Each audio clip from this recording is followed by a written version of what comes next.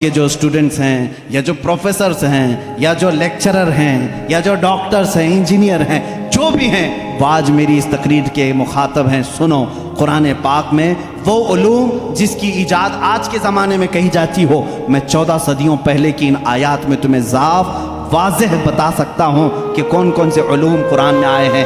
آپ نے شاید پہلے دن ہی سنا ہوگا ایسٹرونومی, یہ وہ علم ہے جو علم الفلکیات جس کو کہتے ہیں, آسمان کائنات کا علم, کائنات کا علم, آسمانوں میں کیا ہے, گیلیکسی میں کیا ہے اور کیسے دنیا وجود میں آئی, اس علم کے جاننے والے ایسٹرونومی کہلائے جاتے ہیں. ایسٹرونومی کے بیسک فارمولے قرآن پاک میں ہے. جانتے ہیں آپ ایسٹرونومی کی سب سے بڑی تحقیق کیا ہے؟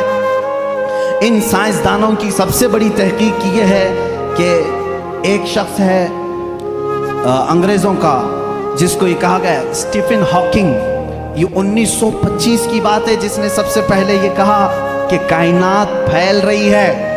1925 میں 1925 میں سب سے پہلے اس نے یہ کہا, میں دیکھ رہا ہوں گیلیکسی میں سٹارز دور دور ہو رہے ہیں اور پھیل رہی ہے یہ کائنات. اس نے وسعت کائنات کا نظریہ سب سے پہلے دیا. اور قرآن کہتا ہے وَالسَّمَاءَ بَنَيْنَاهَا بِأَيْدٍ وَإِنَّا لَمُوسِعُونَ, آسمان کو ہم نے اپنے دست قدرت سے بنایا ہے اور اس کو ہم قیامت تک پھیلاتے رہیں گے. قرآن کہہ رہا ہے اس کو ہم پھیلاتے رہیں گے. اور یہ ہے ایسٹرونومی کے لیے, یہ جو جس کا نام میں نے لیا ہے اسٹیفن ہاکنگ, اس نے کہا یہ 20ویں صدی کی سب سے بڑی تحقیق ہے, سب سے بڑی تحقیق ہے. مجھے معلوم نہیں 14ویں صدی میں 14 صدی پہلے ہی یہ تحقیق اللہ کے کلام میں آ چکی. عزیزان گرامی, اور یہ آپ کو بگ بینگ کا جو میں نے بتایا تھا فرسٹ ڈے, آپ نے سنا ہوگا.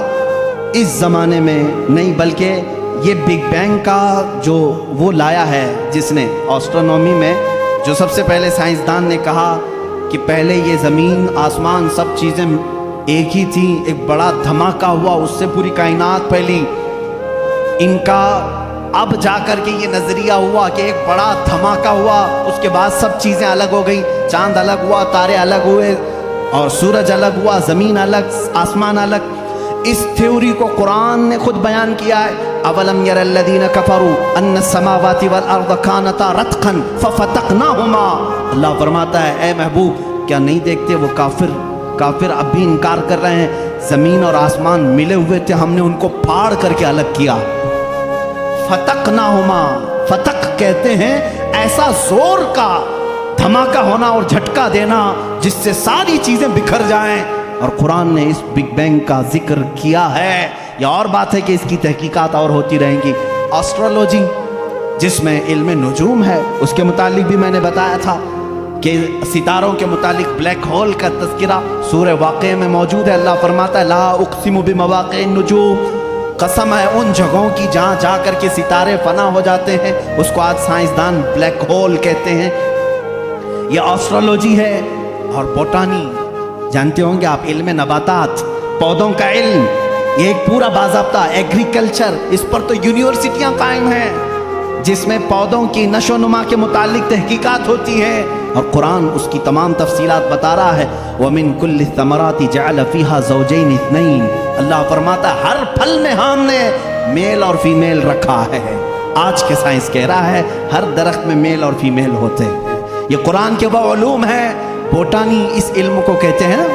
اب میرے پاس اسٹوڈنٹس ہوں گے کوئی ایگریکلچر کے, درختوں کے, پیڑ پودوں کے معاملات کے سلسلے میں قرآن کی ایک نہیں 10 آیتیں میں تمہارے سامنے پیش کروں گا. اس کے علاوہ زولوجی, ایسٹرولوجی کے علاوہ زولوجی جانوروں کا علم, حیوانات کا علم, اس علم پر بھی آج کروڑوں ڈالر خرچ کیے جاتے ہیں. زولوجی اور اینیملز کے اوپر ریسرچ کیے جاتے ہیں. زولوجی قرآن میں بیان ہے. تمہیں معلوم ہے وَمَا مِن دَابَّةٍ فِي الْأَرْضِ وَلَا طَائِرٍ يَطِيرُ بِجَنَاحِهِ إِلَّا أُمَمٌ أَمْثَالُكُمْ.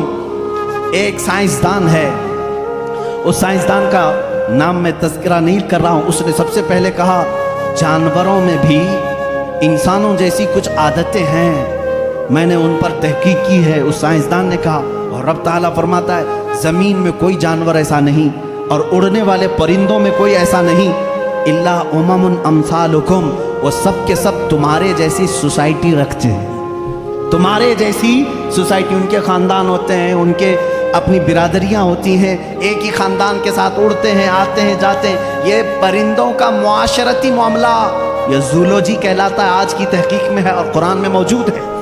कुरान इस बात को पहले बता चुका है। सिर्फ परिंदों की बात नहीं मेरे अजीज़ों, उसके अलावा जो और भी इसमें है, कुरान पाक में चूंटियों का इल्म। एक साइंसदान है, उसने कहा है कि चूंटियाँ बात करती हैं एक दूसरे को, और ये सब एक दूसरे के कांटेक्ट में आकर के ही काम करती हैं। और कुरान कह रहा है, सूरह नमल पूरी चूंटियों की आयत सूरह है। अल्लाह ताला फरमाता हत्ता इज़ा अतौ अला वादिन नमली क़ालत नमलतुन या अय्युहन नमलु दुखुलू मसाकिनकुम।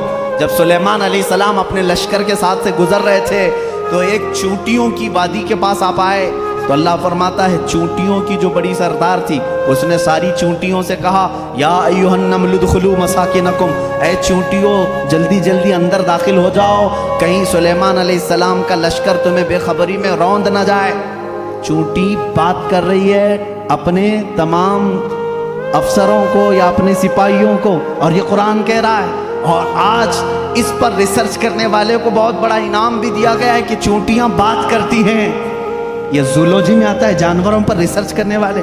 शहद की मक्खी पर एक बंदा है जिसने रिसर्च किया और उसको नोबल इनाम मिला है, नोबल प्राइज मिला है। उसका नाम वाशविन इस तरह से कुछ है, उसको नोबल इनाम मिला है। उसने कहा ये मक्खी जो है, जो छत्ते पर आती हैं, इनके अंदर एक कम्युनिकेशन होता है, इनके अंदर एक रईस होती है, एक मलिका होती है, सरदार होती है। पहले के जो किताबें हैं, शेक्सपियर की किताबें मशहूर हैं लिटरेचर में, इंग्लिश के शेक्सपियर की किताबों में शहद की मक्खी को मुज़क्कर बयान किया गया है। जैसे उसके बहुत सारे सिपाही होते हैं, एक उसमें सरदार होता है मक्खियों में। लेकिन ये 1975 में 1975 में एक साइंसदान ने तहकीक करके बताया शहद की मक्खियाँ कम्युनिकेशन करती हैं, एक दूसरे से रब्ता करती हैं, और इनको एक मलिका होती है और वो ऑर्डर देती है और उसके ऑर्डर के एतबार से सब जाती हैं। और कुरान में देखो रब ताला फरमाता है वअौहा रब्बुका इलन नहली अन इत्तखिज़ी मिनल जिबाली व मिन शजरि बुयूतन फस्लुकी सुबुल रब्बिकी ज़ुलुला यख़रुजु मिन बुतूनिहा शराबुन मुख्तलिफुन अलवानुहु फ़ीही शिफ़ाउन लिन्नास। अल्लाह फरमाता है तुम्हारे रब ने शहद की मक्खी को ये इल्म दिया है, और शहद की मक्खी का जो वर्ड यूज़ हुआ है अरबी में वो मुअन्नस यूज़ हुआ है। अल्लाह कुरान में फरमाता है मक्खा नहीं मक्खी। अब तक कहते थे कि मक्खी का जो मुज़क्कर है वो उस पे सब छत्ते पर लाकर जमा करते हैं। 1975 में ज़ूलॉजी इस इल्म की तहकीक करने वाले माहिर साइंसदान ने बताया नहीं, सारी मक्खियाँ उसमें से जो रईस होती है वो भी मुअन्नस होती है, उसके जितने अफसर होते हैं वो भी मुअन्नस होते हैं। कुरान इसमें मुअन्नस के सिगे इस्तेमाल करके फरमा रहा है शहद की मक्खी रईस अपने हम नवाओं से कहती है जाओ फूलों को चूस करके लाओ, वो ऑर्डर देती है और उसके बाद वो ला करके अपने थूक को जमा करती है। अब ये भी इसने 1975 में ये भी ईजाद किया शहद कहाँ से निकलता है, शहद कहाँ से निकलता है। तो बाज़ लोगों ने कहा वो थूक देती है मुंह में से, अब तक तो यही मालूम था थूक देती है। कुछ लोगों ने कहा नहीं वो अपने फजलात खारिज करती है, जैसे पेशाब पखाना होते हैं इस तरह से वो निकाल देती है। 1975 में एक साइंसदान ने कहा नहीं, उसकी बेली में से, बेली फैट जो होता है पेट की चर्बी यहाँ से निकलता है। रब ताला फरमा रहा है यखरुजु मिन बुतूनिहा, हम शहद उसके पेट की चर्बी से निकालते हैं। ज़ूलॉजी की ये तहकीक 1975 में हुई और कुरान अजीम उस वक्त फरमा रहा है हम शहद की मक्खी के पेट में से निहायत ही मीठी ग़िज़ा तुम्हारे लिए निकालते हैं, इसमें अल्लाह की निशानियां हैं। और ख़ुद मौला ने फरमाया शिफ़ाउन लिन्नास, इसमें पूरी तुम्हारे लिए इंसानों के लिए शिफा है। और इतना ही नहीं मेरे अजीज़ों, ये डंक मारे तो जहर है, लेकिन अपने शहद के छत्ते में जाकर छोड़ दे अपने पेट की ग़िज़ा तो दुनिया की सबसे अजीम ग़िज़ा है। एक ही चीज़ में दो चीज़ें हैं। और इसके अलावा जानवरों पर बहुत सारे کہ اللہ تعالیٰ فرماتا افلا ینظرون الی الابل کیف خلقت، تم نہیں دیکھتے کہ اونٹوں کو اللہ نے کیسے پیدا کیا؟ تو زولوجی کے سے تعلق رکھنے والے اسٹوڈنٹ سے میں کہتا ہوں اونٹوں کی پیدائش پر تم بھی ریسرچ کرتے ہوں گے۔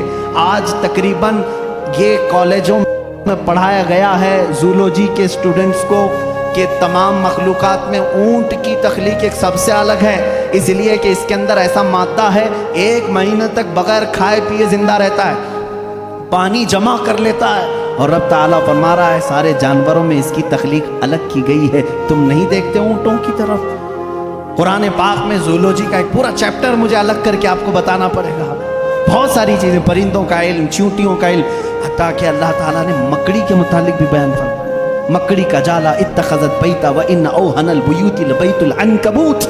اللہ فرما رہا ہے دنیا کے گھروں میں سب سے کمزور گھر مکڑی کا ہوتا ہے۔ آج تحقیق تقریباً 1950 یا 60 کے بیچ میں ایک سائنسدان نے کہا کہ مکڑی جانوروں میں سب سے کمزور دل والی ہوتی ہے، اس لیے کہ یہ اپنے نر کو ہی مار دیتی ہے، اور قرآن کہہ رہا ہے اتخذ وان اوہن البیوت، بلکہ اللہ فرما رہا ہے سب سے کمزور گھر مکڑی کا ہوتا ہے اور سب سے کمزور دل بھی اس کا ہوتا ہے۔ یہ زولوجی کے چیپٹرز ہیں۔ اگر اس کے بعد اور تھوڑا سا نکلو گے تو پھر میں اگر آپ کو آگے لے جاؤں میڈیسن کے بارے میں، قرآن نے کیا کیا کہا ہے، بہت بڑا ایک طویل چیپٹر ہے میڈیسن، دوائیوں کے متعلق قرآن میں پورا علم موجود ہے۔ شہد کو ہی لے کر کے آج ریسرچ ہوئے ہیں، شہد کے اندر اللہ نے فرمایا فیہ شفاء للناس، اس میں لوگوں کے لیے شفا ہے۔ اور ورلڈ وار 2 کے ٹائم پہ، سیکنڈ ورلڈ وار کے درمیان اکثر زخمیوں کو شہد لگا کر کے صحیح کیا گیا۔ آج بھی جو جدید ترقی یافتہ کنٹریز ہیں ان کے ہاں شہد پر ریسرچ ابھی بھی چل رہا ہے، اور انہوں نے کہا ہے کہ اس میں وٹامن کے پایا جاتا ہے جو کسی دوسری چیز میں ہوتا ہی نہیں ہے۔ یہ زخموں کو بہت جلدی ختم کر دیتا ہے اور زخموں پر فنگس آنے نہیں دیتا، انفیکشن آنے نہیں دیتا۔ رب فرما رہا ہے فیہ شفاء للناس۔ میڈیسن کا تذکرہ کیا قرآن میں نہیں ملتا؟ میڈیکل کے اسٹوڈنٹس اور اگر آگے آئیں تو میں ایمبریالوجی کے متعلق بتاؤں آپ کو۔ ایمبریالوجی کیا ہے؟ یہ علم الجنین، بچے کی ولادت کے جو معاملات ہوتے ہیں اس کو ایمبریالوجی کہتے ہیں۔ ڈاکٹرز ہوں گے وہ سمجھیں گے ہماری بات کو۔ ایمبریالوجی ایک پورا کا پورا علم ہے، اور انہی کی باتوں سے میں آپ کو بتاؤں۔ ایمبریالوجی میں کہا گیا ہے کہ سب سے پہلے پانی کا ایک قطرہ مرد کے نطفے سے گا کر ماں کے رحم مادر میں جمع ہوتا ہے۔ پہلے قرآن کی آیتیں پڑھو، وَلَقَدْ خَلَقْنَا الْإِنسَانَ مِنْ سُلَالَةٍ مِنْ طِينٍ ثُمَّ جَعَلْنَا النُّطْفَةَ عَلَقَةً فَخَلَقْنَا الْعَلَقَةَ مُضْغَةً فَخَلَقْنَا الْمُضْغَةَ عِظَامًا فَكَسَوْنَا الْعِظَامَ لَحْمًا۔ اللہ تعالیٰ نے اس آیت کو، اس طرح کی آیت کو 3 یا 4 مرتبہ انسان کی تخلیق کیسے ہوئی، رب فرماتا ہے اللہ تعالیٰ نے نطفے سے تمہیں پیدا کیا، نطفے سے۔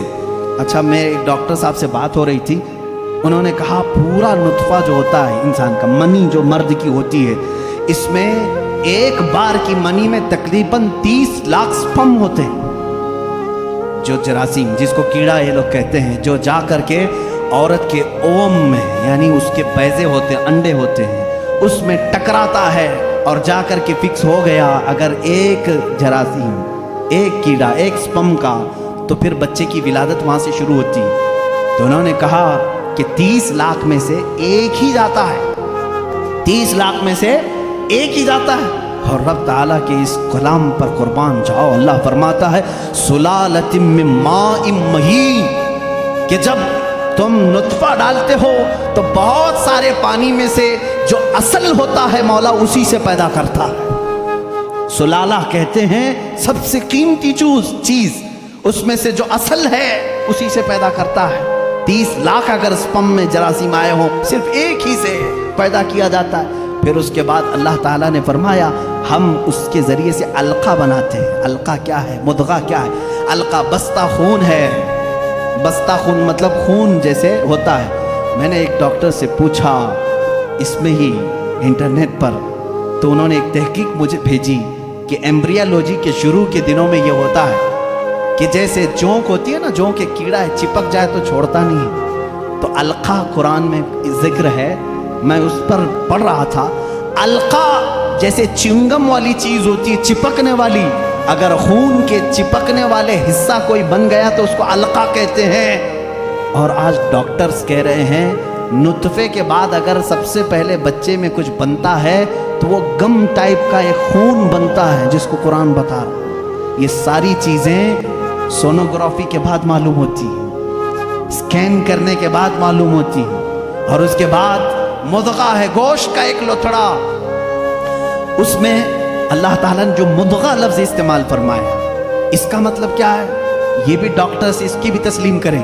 ایک بہت بڑا سائنسدان ہے، اس سے پوچھا گیا تھرڈ سٹیج ایمبریولوجی سٹیجز میں سے تھرڈ سٹیج کیا ہے، تو اس نے ایک لمبا سا آٹا یا کچھ چیونگم لیا، اس کو دانتوں میں رکھا، چبا کر کے دکھایا، ایک لمبا کیڑا اور اس پر دانتوں کے نشان۔ ڈاکٹرز جب اسکیننگ کریں گے تو ان کو یہ پتا چلے گا کہ پہلے ماں کے پیٹ میں ایک لمبی چیز بنی جس پر دانتوں کے نشان جیسے۔ قرآن نے مضغہ کہا۔ مضغہ کیا چیز ہے؟ جب عربی میں اس کا ترجمہ دیکھا گیا تو ایسی چیز جو لمبی ہڈی ہو اور اس میں جگہ جگہ سے کاٹا گیا، مضغہ اس کو کہتے ہیں۔ اور ڈاکٹرز کل 100% اتفاق کرتے ہیں کہ تھرڈ سٹیج میں جب یہ بچے کی ولادت آتی ہے تو اس کی صرف ریڑھ کی ہڈی بنی ہوتی ہے جو پیٹھ پر ہے، جس میں جگہ جگہ گانٹھ ہے، ایسا لگتا ہے جیسے کسی نے کسی چیز کو چبایا۔ یہ قرآن میں ایمبریولوجی کا فلسفہ موجود ہے۔ اگر یہ سٹیجز میں بتاؤں 9 مہینے تک بولنا پڑے گا نا، بچے کی ولادت 9 مہینے بعد ہوتی ہے۔ ایمبریولوجی کے بہت ساری چیزیں ہیں، اور اللہ میں آپ کو یہ بتاؤں سب سے پہلے چیز کیا بنتی ہے انسان کی، یہ بھی تحقیقات سائنس کر چکا ہے۔ سب سے پہلے بچے کے نطفے کے بعد علقہ، مضغہ، اور اس کے بعد اس پر چمڑی آتی ہے، یا جو بھی 27 ویکس اگر 24 ویکس ہوتے ہیں اگر پریگننسی کے، تو سب سے پہلے وہ جنین میں سننے کی چیز آتی ہے۔ کیا؟ سننے کی چیز۔ اس کے بعد اس کے اندر محسوس کرنے کی، دیکھنے والی چیز آ جاتی ہے 27 ویکس کے بعد۔ پھر اس کے بعد اس کی ہارٹ بیٹ بھی شروع ہوتی ہے۔ اب قرآن کی آیت پڑھو، اللہ فرماتا ہے وَجَعَلَ لَكُمُ السَّمْعَ وَالْأَبْصَارَ وَالْأَفْئِدَةَ قَلِيلًا مَا تَشْكُرُونَ۔ ہم نے تمہارے ماں کے پیٹ میں سب سے پہلے سننے کی طاقت دی، دیکھنے کی طاقت دی، پھر دھڑکنے والا دل عطا کی۔ اللہ، یہ ترتیب کہاں سے آئی؟ یہ اس زمانے میں قرآن نازل ہوا جہاں کوئی خوردبین نہیں تھی، کوئی مائکروسکوپ نہیں تھا، کوئی ٹیلیسکوپ نہیں تھا، کوئی سونوگرافی نہیں تھی، کوئی اسکیننگ سینٹر نہیں تھا۔ جب قرآن یہ بتا رہا ہے وہ لوگ اس وقت ماؤں کے پیٹ میں کیسی بات جان سکتے تھے؟ ایک بہت بڑا سائنسدان ہے، اس کے سامنے ایمبریولوجی کے تذکرے کیے گئے اور قرآن کی آیتیں بتائی گئی، تو وہ کہتا ہے شاید محمد صلی اللہ علیہ وسلم کے پاس کوئی ایسی بڑی مشین تھی جس کو وہ دیکھ کر کے سب بتائیں۔ ان سے کہا گیا میاں یہ 1400 سال پہلے کی ہے، تو وہ خود ہنسنے لگا، ہاں یہ تو ٹیلیسکوپ جو دیکھنے والی خوردبین ہے، مائکروسکوپ، یہ تو 16ویں صدی میں ایجاد ہوئی ہے، اور اس وقت جب ایجاد ہوئی تو بڑی بڑی چیزیں ہی خالی دیکھ سکتی تھی، چھوٹی چیزوں کو دیکھا بھی نہیں جاتا۔ پھر اس نے اٹھ کر کے یہ کہا پھر تو یا تو اوپر والی کوئی طاقت ان کے ساتھ ہوگی۔ یہ باتیں اگر وہ اس زمانے میں بتائے ہیں تو پھر کوئی اور طاقت ہوگی۔ یہ قرآن کے علوم ہیں میرے عزیزو، پڑھو اس قرآن کو، کیا نہیں ہے اس کے اندر۔ اب میں اگر ایمبریولوجی ہو گئی بات، اس کے علاوہ اور ہائیڈرولوجی، زمین کے معاملات، پانی کے تبخیر کا سب سے پہلا مادہ قرآن نے بتایا۔ یہ واٹر سائیکل کے جو تھیوری ہے سب سے پہلے جانتے ہیں آپ کو کس نے پیش کی ہے؟ ایک سائنسدان ہے جس نے یہ بات پیش کی، برنارڈ پیلیسی نام کا ایک سائنسدان ہے، اس نے یہ تھیوری پیش کی کہ سمندر کا پانی گرمی سے سوکھتا ہے، آسمانوں میں جاتا ہے۔ سائنس میں ہم بھی اسکول میں پڑھے تھے، دھوپ میں پانی اڑ کر کے جاتا ہے، پھر جمع ہوتا ہے، پھر بارش میں آتا ہے۔ یہی ہے نا یہ واٹر سائیکل کا جو نظام ہے، ایواپوریشن اس کو کہتے ہیں۔ یہ سب سے پہلے جو سائنسدان نے برنارڈ پیلیسی نام کا اس نے دیا، اور وہ بھی 1580 میں، 16ویں صدی میں۔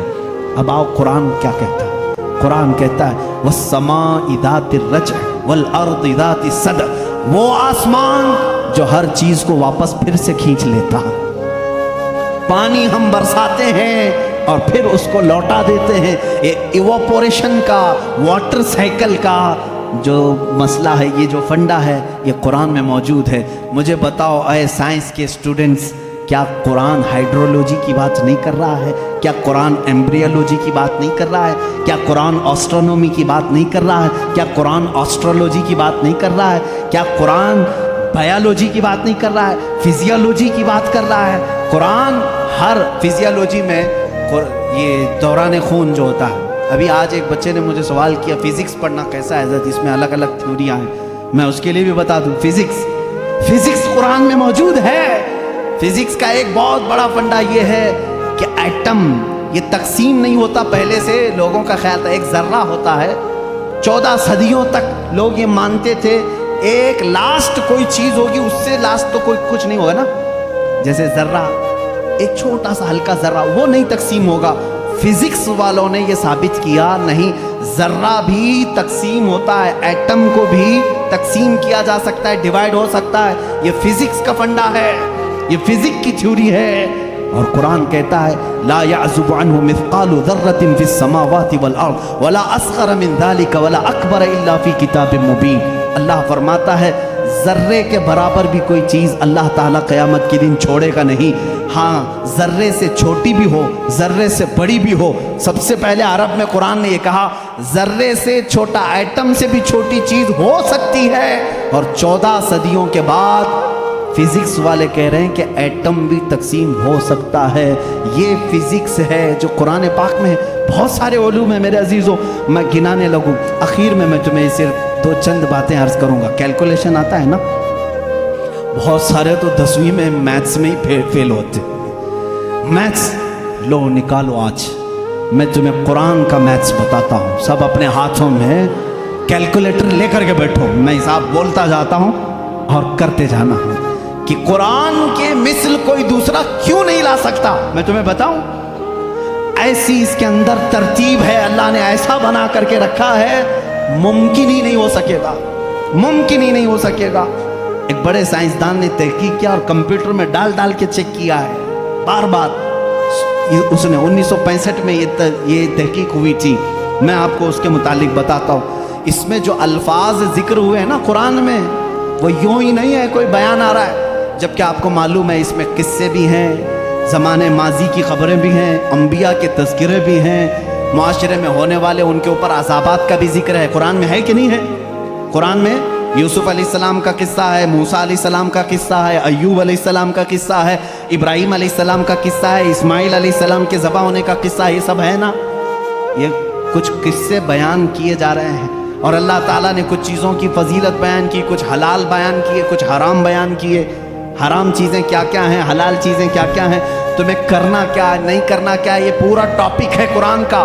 لیکن اس میں جو بھی ورڈ یوز ہوا ہے نا، وہ پورا کا پورا حساب کے کیلکولیشن سے فٹ بیٹھتا ہے، کیلکولیشن اٹھاؤ۔ اور میں آپ کو بتاتا ہوں، دنیا کا علم رکھنے والے جانتے ہیں پوری روئے زمین پر خشکی کتنی ہے اور تری کتنی ہے، پانی کتنا ہے اور زمین کتنی ہے، سب کو معلوم ہے یا نہیں معلوم ہے؟ تو سنو، سائنس یہ کہتا ہے کہ 70% پانی ہے اور 30% کیا ہے، زمین ہے، خشکی ہے۔ یہی ہے تقریباً تحقیق سب کی یہی ہے۔ قرآن پاک میں 2 لفظ آئے ہیں، البر، البر کا مطلب ہوتا ہے سوکھا، اور البحر کا مطلب ہوتا ہے سمندر۔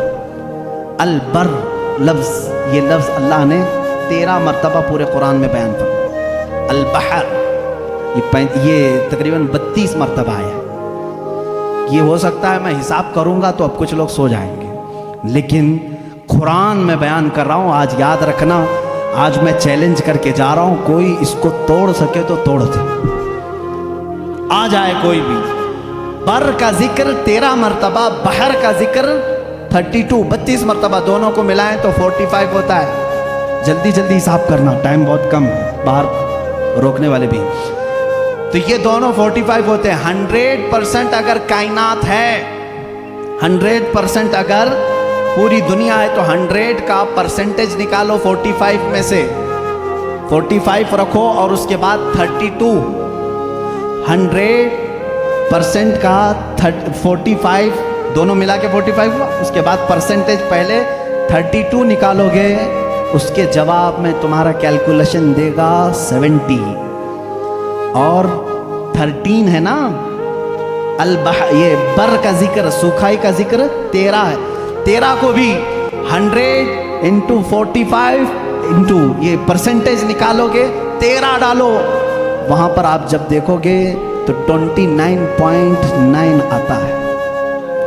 यानी कुरान अपने अल्फाज में भी बयान कर रहा है कि बर खुश्की का जिक्र अल्लाह ने 30% मर्तबा फरमाया, बहर का जिक्र अल्लाह ने 70% मर्तबा फरमाया। ये कुरान यूं ही नहीं आया है, अचानक नहीं आई चीज़, इसकी एक एक लफ्ज़ मैथ से ऐसी मैच है।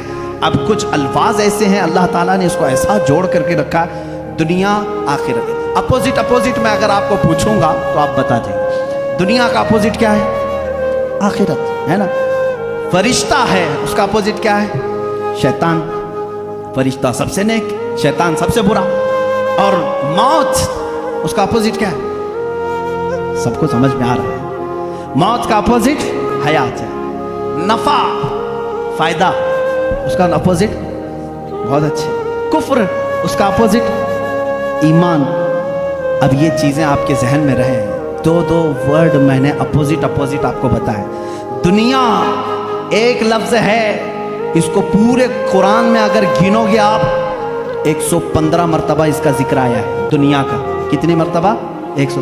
पूरा कुरान उठा करके सूरह फातिहा से वन्नास तक इसका अपोजिट वर्ड ढूंढोगे आखिरत, ये भी 115 मरतबा ही जिक्र हुआ। और उसके बाद आगे जाओगे, शैतान को कुल 88 मरतबा जिक्र किया गया है, शैतान का लफ्ज। और इसका अपोजिट अगर मलाइका पूरे कुरान में ढूंढोगे तो सिर्फ 88 मरतबा ही मिलेगा। नफा को अगर तुम पूरे कुरान में ढूंढोगे तो तकरीबन 50 मरतबा अल्लाह ने जिक्र किया। इसके बदले में जो फसाद है, शर है, इसका भी आप देखोगे तो 50 ही मरतबा जिक्र है। कुरान यूं ही नहीं है, मैथ्स का एक ऐसा रब्त है कि तोड़ नहीं सकोगे। मौत का जिक्र अल्लाह ताला ने 145 मरतबा किया, फिर पूरे 30 पारे खोल के देखो, हयात का लफ्ज भी 145 ही बार है। मामूली नहीं है इस तरह से। कुफ्र का लफ्ज, उसका अपोजिट क्या है? ईमान। कुफ्र का लफ्ज आप पूरे कुरान में देखोगे 25 मरतबा आया, और ईमान जगह जगह से ढूंढ के देखोगे तो ईमान भी 25 ही बार आया है। इतना ही नहीं, आपको अरबी के 2 लफ्ज में आपको बताऊं, एक शहर है, एक यौम है। शहर है, यौम है। तर्जुमा याद रखना, शहर किसको कहते हैं? महीने को। किसको? शहर किसको कहते हैं? महीने। यौम किसे कहते हैं? दिन को। तकरीबन याद रहना चाहिए, शहर महीने को और यौम दिन को। अब आओ कुरान में देखो ये कितनी बार यूज हुए। लफ्ज शहर पूरे कुरान में 12 ही बार यूज हुआ। कितने बार? इसका मतलब क्या है? महीने कितने होते हैं? कभी 13 सुना किसी भी, कभी 11 सुना। लफ्ज शहर पूरे कुरान में अल्लाह ने जहां जहां भी इस्तेमाल फरमाया कितनी बार आया है? 12 बार। और लफ्ज यौम पहले पारे से लेकर 30वें पारे तक 360 मरतबा आया है। एक भी कम या एक भी ज्यादा नहीं आया। यौम, लफ्ज यौम। इसलिए कि इस्लामी मंथ्स जो होते हैं, मुहर्रम, सफर, रबीउल अव्वल, रबीउल आखिर, इस चांद के एतबार से चलते हैं। अंग्रेजी महीने 365 के होते हैं, इस्लामी महीने 360 के होते हैं। और अल्लाह ताला ने पूरे कुरान में यौम भी 360 मरतबा। अब एक और बता दूं तुम्हें, खेर करके 19 का पहाड़ा अगर आता हो तो बहुत अच्छा होगा, भूल गए होंगे तो फिर याद कर लें। अल्लाह ताला ने सबसे पहले आयत कौन सी नाजिल की, मैं शुरू में बता चुका। कौन सी? इक़रा बिस्मि रब्बिकल लज़ी खलक़। मैं बड़े मुअद्दबाना गुजारिश करूँगा हमारे जमात के अराकीन, मुअज़्ज़ज़ अराकीन, मुल्ला बड़ा वाले बहुत अल्हम्दुलिल्लाह मेहनत कर रहे हैं, खिदमत कर रहे हैं। थोड़ी देर आज बाहर संभाल लें, मैं अपनी गुफ्तगू को समेटूँगा। अल्लाह इनको बहुत जज़ा अता फरमाए, बहुत जज़ा अता फरमाए। कुरान को छोड़कर हटने का दिल भी नहीं करता है। मेरे अजीज़ों, अल्लाह ताला ने जो आयत सबसे पहले नाजिल फरमाई वो क्या है? इक़रा बिस्मि रब्बिकल लज़ी खलक़। और सबसे आखिर में क्या नाजिल फरमाई? इज़ा जाअ नस्रुल्लाहि वल फतह। ये दोनों सूरत ज़हन में हैं। अब एक देखो, सूरह मुदस्सिर में एक आयत आई है, अलैहा 19। अल्लाह ने एक लफ्ज़ ऐसा फरमाया, उसका तर्जुमा अक्सर आज तक लोगों ने अलग अलग किया, लेकिन किसी को हकीकत उसकी मालूम नहीं। अल्लाह ने फरमाया उस पर 19 हैं। किस पर 19 हैं? सूरह मुदस्सिर में आप जाएंगे 29वें पारे में, अल्लाह ने फरमाया उस पर 19 हैं। कुछ लोगों ने तफसीर में कहा 19 फरिश्ते हैं जो जहन्नम को संभालें, कुछ ने कहा 19 फरिश्ते हैं जो अर्श को उठाएं, कुछ ने कहा 19 फरिश्ते हैं जो आसमान से उतरते हैं। अलग अलग तफसीर है। 19 क्या है ये मालूम नहीं। तो एक मुहक्किक ने 19 का वर्ड कुरान में ढूंढना शुरू किया, क्या क्या ढूंढ करके निकाला। अल्लाह अल्लाह, उनको भी अल्लाह जज़ा अता करे। 19 का लफ्ज़ यूं ही नहीं आया कुरान में। अल्लाह ताला ने इसको फरमाया ये मुहाफ़िज़त, हिफाजत करने वाली चीज़ के लिए 19 का लफ्ज़ आया है कि 19 हिफाजत करने वाले हैं। क्या है मालूम नहीं। अब मैं आपको बताऊं, पूरे कुरान की सूरतों के शुरू में बिस्मिल्लाहिर्रहमानिर्रहीम है बिस्मिल्लाहिर्रहमानिर्रहीम। और इसको कहा गया है ये हर सूरे की चाबी है और चाबी से ही हिफाजत होती है। अब आओ, बिस्मिल्लाह को अगर तोड़ करके इसके हुरूफ गिनो, बा सीन मीम अलिफ लाम लाम हा अलिफ लाम रा हा मीम नून अलिफ लाम रा हा या मीम, कुल जोड़ोगे तो ये 19 ही निकलते हैं। बिस्मिल्लाहिर्रहमानिर्रहीम में 19 हर्फ आए हैं। कितने आए? 19 हर्फ आए हैं। अब इतना ही नहीं, ये चाबी है हर सूरे की। अल्लाह ने सिर्फ इतना फरमाया था, उस पर 19 हैं हिफाजत करने वाले। क्या है? अभी ढूंढते जाओ, अभी ढूंढते जाओ, 19 और मिलेगा तुम्हें। बिस्मिल्लाहिर्रहमानिर्रहीम, इसके पूरे कुल हुरूफ कितने हैं? 19 है। अब इतना ही नहीं, हर सूरे के शुरू में ये चाबी रखी गई है हिफाजत की। 19 इसके अंदर है। अब इसमें से एक एक हर्फ को मैं अलग, एक एक लफ्ज़ को अलग करता हूँ। इस्म हो गया, अल्लाह हो गया, रहमान हो गया, रहीम हो गया। अब मैंने इसको भी तलाश किया कुरान पाक में, लफ्ज़ इस्म कुरान में कितनी बार आया है, लफ्ज़ अल्लाह कुरान में कितनी बार आया है, लफ्ज़ रहमान कुरान में कितनी बार आया है, लफ्ज़ रहीम कुरान में कितनी बार आया है। तो जानते हैं बिस्मिल्लाह के एक एक हर्फ को आपने अलग किया था तो कितने हुए थे? बा सीन मीम, ये सब कितने हुए थे? 19 हुए थे। अब लफ्ज़ इस्म को पूरे कुरान में ढूंढोगे, इस्म पूरे कुरान में सिर्फ 19 बार आया है। पूरे कुरान में कितनी बार आया है? मैथ्स वाले उठाओ कैलकुलेटर, आगे चलो। लफ्ज़ रहमान कुरान में 57 मरतबा आया। कितने? 57। मैं पारा पढ़ता हूँ, 19 1 19 19 2 38 19 3 57। ये 57 19 को 3 बार ज़रब दोगे 57 होंगे। 19 का अदद लफ्ज़ रहमान में भी मौजूद है। लफ्ज़ रहीम पूरे कुरान में 114 मरतबा है। कितने? 114 मरतबा। 19 का पारा फिर पढ़ो, इसको डिवाइड करके देखना। 114 19 1 19 19 2 38 19 3 57 19 चौक 76 या 78 जो भी 19 और 5 95 19 छिक्के जो 6 हो 19 6 114 होता है 114। अगर 19 को 6 बार ज़रब दोगे 114 निकलेगा। 19 के हर लफ्ज़ से कहीं नहीं जाना है तुम्हें। लफ्ज़ रहमान भी 114 मरतबा आया, लफ्ज़ रहीम और लफ्ज़ अल्लाह 2699 मरतबा आया। और इसको भी तुम अगर डिवाइड करोगे 142 को अगर डिवाइड कर दिए 19 से तो 142 मरतबा अगर पढ़ोगे तो यही अदद तुम्हें निकल के आएगी 2699 मरतबा। इतना ही नहीं, 19 का अदद यहीं ख़त्म नहीं होता। 19 का अदद यहाँ ख़त्म नहीं होता। पूरे कुरान की कितनी सूरतें हैं? 114। कितनी हैं? और 19 से डिवाइड करके देखो इसको। 19 पंजे 95 19 छिक्के 114। ये सूरतें भी 19 पर हैं। ये ऐसी चाबी है। अब आओ, सबसे पहले कौन सी सूरह? सूरह इक़रा बिस्मि रब्बिकल्लज़ी खलक़। ठीक है ना? कितनी आयतें नाज़िल हुई थी? 5 आयतें। इसको मैं बाद में बताता हूँ। उससे पहले एक और, लैलतुल क़द्र को देखो अल्लाह ने कैसे बयान किया। हम सब लैलतुल क़द्र, शब क़द्र कब मनाते हैं? 27 रमज़ान को ना। तकरीबन दुनिया में अक्सर लोग 27 रमज़ान को क्या मनाते हैं? लैलतुल क़द्र। अरबी में शब क़द्र को क्या कहते हैं? लैलतुल क़द्र। ये सूरह आई है 30वें पारे में, इन्ना अंज़लनाहु फ़ी लैलतिल क़द्र वमा अदराका मा लैलतुल क़द्र लैलतुल क़द्रि खैरुम मिन अल्फ़ि शहर। उस एक सूरह में लैलतुल क़द्र का वर्ड 3 बार यूज़ हुआ है। कितनी बार? 3 बार। ज़हन में है ना? लैलतुल क़द्र, शब क़द्र 3 बार यूज़ हुआ है। अब आओ, लैलतुल कद्र को मैं हर्फ अलग अलग करता हूँ, लैलतुल कद्र को पूरा तोड़ करके अलग अलग हर्फ करता हूँ। लैलतुल कद्र में कितने हर्फ हैं? लाम, या, लाम, ता, अलिफ, लाम, काफ, दाल, रा। कितने हुए? 9।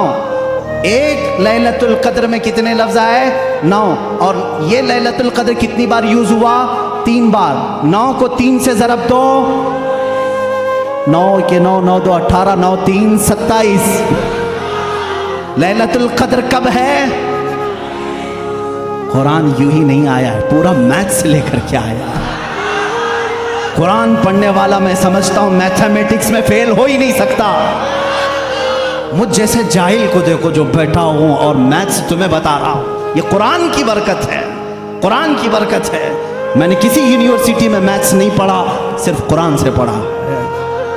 अब आओ मैं तुम्हें बताता हूँ, कुरान शुरू जहाँ नाजिल हुआ इकरा बिस्मि रब्बिकल्लज़ी खलक, और जहाँ ख़त्म हुआ इदा जाआ नसरुल्लाह। और अल्लाह ने ये 19 की चाबी दोनों में लगा रखी है। कैसे? आओ, इकरा बिस्मि रब्बिकल्लज़ी खलक को मैं पढ़ता हूँ मालम यालम तक। कहाँ तक? मालम यालम। अपनी उंगलियों से गिनते रहना, गिनते रहना। मैं एक एक हर्फ गिनता जा रहा हूँ। इकरा बिस्मि रब्बिका अल्लज़ी खलक, खलका अल इंसाना मिन अलक, इकरा व रब्बुका अल अकरम अल्लज़ी अल्लमा बिल कलम, अल्लमा अल इंसाना मा लम यअलम। टोटल कितने हुए? कितने हुए? इकरा से लेकर के मालम यालम तक एक एक वर्ड मैंने गिना, कितने आए? 19 आए। ये सबसे पहले नाजिल होने वाली आयतें हैं। चलो इदा जा में चलते हैं। आखिरी जो सबसे आखिर में आई, इदा जा नसरुल्लाहि वल फतह व रअयत अन्नास यदखुलून फी दीनिल्लाहि अफवाजा फसब्बिह बिहम्दि रब्बिका वस्तगफिर इन्नहु काना तव्वाबा। 19 लफ्ज इसमें भी आते। कितने आते हैं? फिर से जोड़ना इदा को, ये एक एक हर्फ, एक एक लफ्ज है अरबी में। इज़ा एक अलग चीज़ है, जा अलग है, नस्र अलग है, अल्लाह अलग है, वल फतह अलग है, वरअयत अलग है, अन्नास अलग है, यदखुलून अलग है, फी अलग है, दीन अलग है, अल्लाह अलग है, अफवाजा अलग है। उसके बाद फी दीनिल्लाहि अफवाजा, फसब्बिह अलग है, बिहम्दी अलग है, रब्बिका अलग है, वस्तगफिर अलग है, इन्नहु अलग है, काना अलग है, तव्वाब अलग है। पूरे टोटल कितने हुए? कुरान पाक की उतरने वाली सूरह इकरा बिस्मि रब्बिक, उसमें 19 लफ्ज़ पहले उतारा, जब ख़त्म करना हुआ तब भी 19 लफ्ज़। ये ऐसी चाबी है, इसके फंडे में तुम खो के रह जाओगे, निकाल नहीं पाओगे। मैं अभी तो ये तमाम चीज़ें बयान ही नहीं कर सका कि कुरान हमारी ज़िंदगी का पूरा दस्तूर हयात है। जब तुम्हारे घर में बच्चे की विलादत हो तो कुरान कहता है नाम रखो, नाम रखने की तरतीब। तुम्हें किसी भी और लॉ की ज़रूरत नहीं, मैं सारे लॉ तुम्हें बता करके जाता हूँ आज। कुरान जीने का सलीका कैसे देखता है। बच्चा पैदा हो तो नाम रखो, व इन्नी उईदुहा बिका व दुर्रियतहा मिनश शैतान सम्मैतुहा मरियम। हज़रत हन्ना ने कहा मैं इसका नाम मरियम रखी हूँ। यहाँ से पता चलता है बच्चा पैदा होने के बाद सबसे पहली ड्यूटी माँ बाप की नाम रखने की है। उसके बाद क्या ड्यूटी है? कुरान से पूछा, कुरान कहता है वल वालिदातु युरदिअना औलादहुन्ना हौलैनि कामिलैनि। वालिदाओं को, माँओं को ये चाहिए कि अपने बच्चों को दूध पिलाएं। हमने कुरान से पूछा कितने दिन पिलाएं? हमलुहु व फिसालुहु 30 शहरा। हमल और उसको छुड़ाना, दूध की पूरी मिकदार 30 महीने है, जिसमें से कम 6 महीने प्रेगनेंसी के है, 24 महीने दूध पिलाने की मुद्दत है। कुरान ने ये दूध पिलाने की अय्याम रज़ाअत बताई। उसके बाद फिर पूछा बच्चा जब बड़ा हो जाए तो क्या कहा जाए? कहा बाप को चाहिए कि वो नसीहत करे। पूरा सूरह लुक़मान पढ़ो, या बुनय्या इन्नहा इन तकु मिस्क़ाल हब्बतिन मिन खरदलिन फतकुन फी सखरतिन औ फिस समा औ फिल अर्द यअति बिहल्लाह। बच्चों को नसीहत करो, ऐ बेटा गुनाह करोगे ज़र्रे के बराबर भी हो तो अल्लाह ताला तुम्हें वो क़यामत के दिन दिखाएगा। बाप ये बच्चे को समझाए अक़ीमिस सलात वअमुर बिल मारूफ वन्हा अनिल मुनकर वस्बिर अला मा असाबक। बाप अपने बच्चे को तरबियत ये करे। कुरान सिखा रहा है, मैं पूरी ज़िंदगी बता करके जाऊँगा, ऐ बेटा नमाज पढ़, बुराइयों से रुक, अच्छाइयों की बात कर, और जो भी मुसीबत आए उस पर सब्र कर। और बाप क्या समझाए बच्चे को, वला तुसइर खद्दक लिन्नास वला तमशी फिल अर्दि मरहा। जब बात करे किसी के साथ मुंह टेढ़ा करके बात मत करना, अदब भी कुरान सिखा रहा है। और फिर कुरान कहता है बाप अपने बच्चे को ये समझाए, कभी भी ज़मीन पर अकड़ करके मत चलना, कभी किसी को बुलंद आवाज़ से बात मत करना, कभी किसी के साथ छीमी गोइयाँ इस तरह न करना कि तीसरा शक में मुब्तला हो जाए। ये तरबियत है। इतना ही नहीं, फिर बच्चे को क्या समझाया कुरान ने, माँ बाप के साथ क्या करे। कुरान कहता है हमने फैसला कर दिया, क़दा रब्बुका अल्ला ताबुदु इल्ला इय्याहु व बिल वालिदैनि इहसाना इम्मा यबलुगन्ना इंदकल किबर अहदुहुमा औ किलाहुमा फला तकुल लहुमा उफ़्फ़िन वला तनहरहुमा। ऐ लोगो, जब तुम्हारे माँ बाप में से कोई एक बूढ़ा हो जाए तो उन्हें उफ तक न कहना, उनके साथ नरम बात करना, उन्हें झिड़कना नहीं। माँ बाप की तमीज़ कुरान दे रहा है। बच्चों से पूछा गया जब ये बालिग हो जाएं तो क्या किया जाए। कुरान कहता है वइज़ा बलगल अत्फ़ालु मिनकुमुल हुलुम फलयस्तअज़िनु कमा इस्तअज़न अल्लज़ीना मिन क़ब्लिकुम। जब बच्चे बालिग हो जाएं तो इन्हें सिखाओ कि जब भी घर में आएँ तो इजाज़त लेकर के आएँ, इजाज़त के साथ आएँ। माँ बाप के पास भी आएँ तो इजाज़त के साथ आएँ। कुरान मुआशरा पूरा बता रहा है। किसी के घर जाओ तो क्या करें। अल्लाह ताला फरमाता है ला तदखुलू बुयूतन गैर बुयूतिकुम हत्ता तस्तअनिसू। अपने अलावा किसी घर दूसरे घर जा रहे हो तो पहले सलाम कर लो, दरवाज़ा खटखटाओ, और अगर जवाब ना आए व इन क़ील लकुम इरजिउ फरजिउ, वापस हो जाओ। इतना ही नहीं, कुरान ने शादी करने के बारे में कहा फन्किहू मा ताब लकुम मिनन निसाई मसना सुलासा व रुबा। जब तुम बड़े हो जाओ, इस्तिताअत हो, तो तुम निकाह करो, जो तुम्हें अच्छी औरत लगे। 2 कर सकते हो, 3 कर सकते हो, 4 कर सकते हो। तुम्हारे लिए कुरान ने शादी का निज़ाम बताया। और उसके बाद अल्लाह ने ये नहीं फरमाया कि करके छोड़ देना। कुरान ये कहता है इन यकूनु फुक़रा युग़निहिमुल्लाहु मिन फ़ज़ली। तुम निकाह करके लाओ, अगर तुम फ़कीर हो तो मैं तुम्हें गनी कर दूंगा। शादी का निज़ाम होने के बाद क्या अल्लाह अल्लाह ही करता रहे, सिर्फ नमाज ही पढ़ता रह जाए? नहीं, कुरान ने कहा फ़इज़ा क़ुदियतिस सलातु फ़ंतशिरू फ़िल अर्ज़ वब्तग़ू मिन फ़ज़लिल्लाह। जब नमाज हो जाए बाहर निकलो, रोज़ी तलाश करो। हलाल रोज़ी तलाश करना नमाज के बाद सबसे बड़ा फ़र्ज़ काम है। तुम्हें कहा तिजारत करो, तिजारत करो और एक दूसरे के साथ मामलात करें। तो हमने कुरान से पूछा तिजारत कैसे करें। रब ताला फरमाता है या अय्युहल्लज़ीना आमनू इज़ा तदायनतुम बिदैनिन इला अजलिन मुसम्मन फक्तुबू। जब तुम किसी के साथ मामलात करो तो लिख लिया करो। अगर लिखना नहीं आता, किसी और को बिठा करके उसे गवाह बनाओ, उससे लिखवा करके तिजारत करो।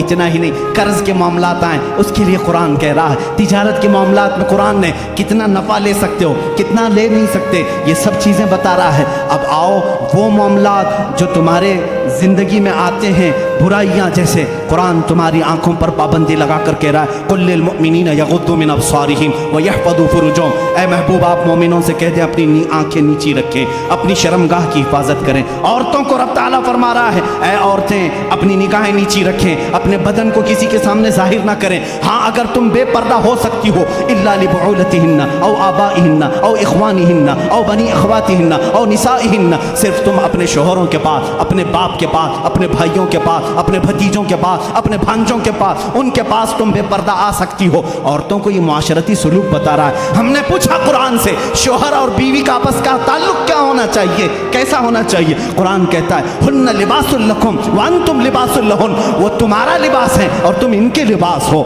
लिबास एक दूसरे के बदन को छुपाता है। मर्द औरतों के ऐबों को छुपाए, औरत अपने मर्दों के राजों को छुपाए। यही एक कामयाब जिंदगी की अलामत है। कुरान इतनी ही बात पर ख़त्म नहीं करता, बल्कि तुम्हें दुनिया में कितनी चीज़ लेना चाहिए, कितनी चीज़ छोड़ना चाहिए, वो भी कुरान कहता है। औलाद कहीं तुम्हें रब के साथ आने से फितना ना बन जाए, माल तुम्हारे लिए फितना ना बन जाए, इससे इतना ही लगाव रखना जैसे समंदर में कश्ती तैरती है, सलामती से निकलती है। ये दुनिया समंदर है, तुम कश्ती में हो। अगर समंदर कश्ती में आ गया, पानी अंदर आ गया तो क्या होगा? डूब जाएगी। इसी तरह तुम दुनिया में खा पी करके चलो, अगर दुनिया तुम्हारे अंदर आ गई डूब जाओगे। रब ताला ने ये भी तुम्हें निज़ाम बताया, कितना दुनिया छोड़ सकते हो, कितना रह सकते हो, ये भी निज़ाम कुरान तुम्हें बताता है। शादी के बाद, उसके बाद बुढ़ापे के मामलात को भी कुरान कहता है वमन नुअम्मिर हो नुनक्किस हो अफला ताक़िलून। जब कोई बूढ़ा हो जाता है हम उसको पुरानी यादें ले आते हैं, उसका बचपना लौटा देते हैं। बूढ़ा बार बार भूल जाता है, बूढ़े को पकड़ करके पेशाब ले जाना पड़ता है, बूढ़े को खिलाना पड़ता है जैसे बच्चों को खिलाना पड़ता है, बूढ़े को उठाना पड़ता है जैसे बच्चों को।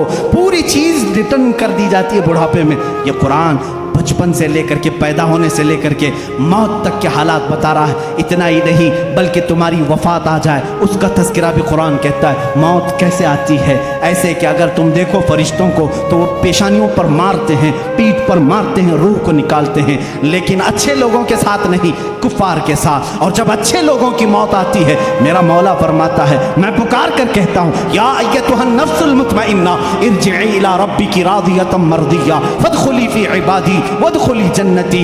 मैं कहता हूँ, ऐ पाकीज़ा जान के मालिक, आजा, मैं भी तुझसे राजी हूँ, तू भी मुझसे राजी है, मेरे बंदों में शामिल हो जा, मेरी जन्नत में दाखिल हो जा। ये मौत तक का तज़किरा हो गया। और उसके बाद जब कब्रों पर दफन कराते हो, वहाँ भी कुरान तुम्हारा साथ नहीं छोड़ता, बल्कि कहता है, अल्हाकुमुत तकासुर हत्ता ज़ुरतुमुल मकाबिर। ऐ लोगो, तुम्हें दुनिया कहीं गाफिल ना कर दे, तुम जाओ कब्रों की ज़ियारत करो, देखा करो। वो आज बड़ी ताकत के बावजूद भी बेहिस लेटे हुए हैं, तुम्हें कब्रों की ज़ियारत तक की बात बता रहा है।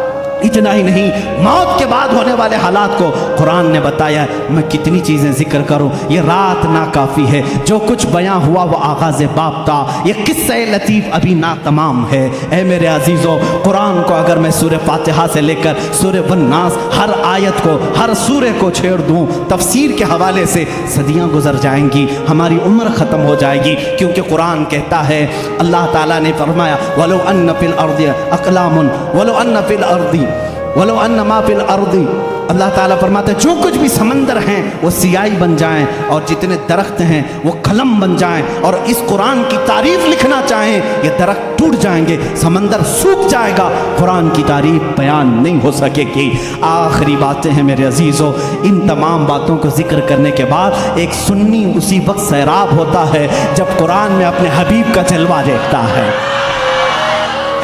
तुम पूछते क्यों नहीं? मौलाना आपने कुरान को कहां से कहां तक बता दिया, सारी चीजें बताए। कुरान में एस्ट्रोनॉमी है, एस्ट्रोलॉजी है, एम्ब्रियोलॉजी है, फिजिक्स है, मैथ्स बताया, साइंस बताया, ज्योग्राफी बताया, जियो फिजिक्स बताया। कभी ये क्यों नहीं पूछते, मेरा मोहम्मद कुरान में कहा है, मेरा आका कुरान में कहा है? मैं तुम्हें बताता हूँ, है कुरान में है, आगाज से आखिर तक कुरान है नाते मुस्तफ़ा, आगाज से आखिर तक कुरान है नाते मुस्तफ़ा। महबूब के बयान का कैसा अनोखा ढंग है, कैसा अनोखा ढंग है। तुम्हें मालूम है कुरान ने मेरे नबी अकरम सल्लल्लाहु ताला अलैहि वसल्लम की सिफात कैसे बयान की है? मुझे बात याद आती है कि कुरान को अगर कोई सही इश्क के साथ पढ़े तो उसे अपने हबीब के देखने की जो तमन्ना है वो पूरी हो जाएगी, रसूल का जलवा उसे नजर आएगा। ये मैं नहीं कहता। आयशा सिद्दीक़ा रज़ियल्लाहु तआला अन्हा से किसी ने पूछा, ऐ आयशा, आप रसूलुल्लाह के साथ बहुत रही हैं, ज़रा मेरे आका का हुलिया बताएं। हज़रत आयशा कहती है, कान खुलुकुहुल कुरान, जाओ कुरान पढ़ो, तुम्हें मेरे आका के पूरे अखलाक नजर आएंगे। मैं तुम्हें बताऊं, अल्लाह अल्लाह, ऐ मेरे सुन्नी मुसलमानों, अगर तुम पूछते हो मेरे नबी की कुछ तज़किरे कर दो, कुरान सारे उलूम बता रहा है, क्या मेरे नबी की भी बात बता रहा है? हाँ, कुरान को जब तुम पूछोगे मेरे रसूल का चेहरा कैसा था, वो कहेगा पढ़ वद्दुहा वल्लैलि इज़ा सजा।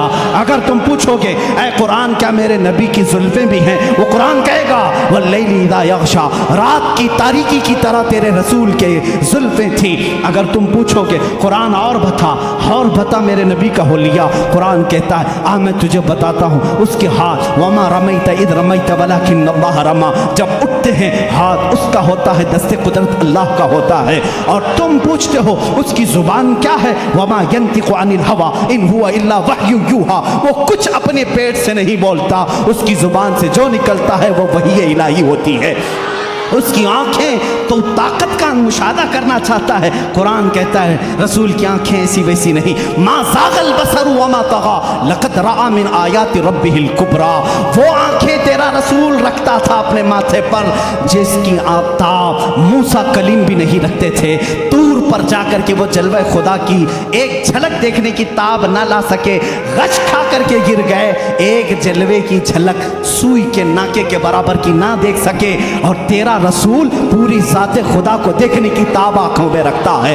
कुरान कहता है वमा रमैत इज़ रमैत। और फिर हमने पूछा क्या कुरान तू बता मेरे नबी के कदमों का भी जिक्र है? कहता है कुरान हाँ, ला उक़्सिमु बिहाज़ल बलद व अंत हिल्लुम बिहाज़ल बलद। वो तेरे हबीब के कदम हैं कि कुरान में तेरा मौला कहता है उस शहर की कसम जिस शहर के ज़मीन पर मेरा महबूब कदम रखता है।